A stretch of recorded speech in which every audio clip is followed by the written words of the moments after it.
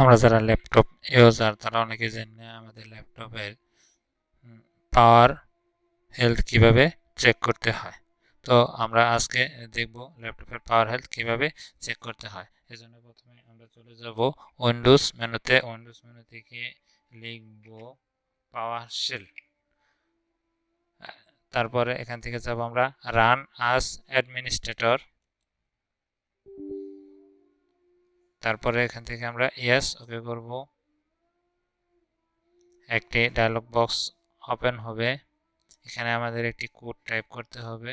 কোডটি আমি আগে থেকেই নোটপ্যাডে লিখে রেখেছি, তাই আমি নোটপ্যাডটি ওপেন করে কোডটি কপি করে নেব।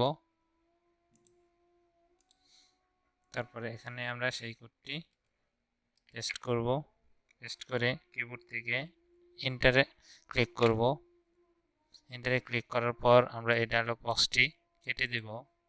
তারপরে যাব আমাদের দিস পিসি অর্থাৎ সি ড্রাইভে। সি ড্রাইভটা ওপেন করলে নিচে দেখব ব্যাটারি রিপোর্ট নামে একটি পিডিএফ বা এইচটিএমএল ফাইল ওপেন হয়েছে। এই ফাইলটি আমরা ওপেন করব। ওপেন করে স্ক্রল করে নিচে যাব। নিচে গেলে আমরা দেখতে পারবো ডিজাইন ক্যাপাসিটি আছে 50,000 12 আর ফুল চার্জ ক্যাপাসিটি 37,364। এটা আমরা পার্সেন্টেজ আকারে বের করার জন্য ক্যালকুলেটর ওপেন করব। ক্যালকুলেটরে প্রথম লিখব ফুল চার্জ ক্যাপাসিটি কত আছে সেই সংখ্যাটা 37,364। এটাকে আমরা ভাগ করব আর ডিজাইন ক্যাপাসিটি দ্বারা 50,012।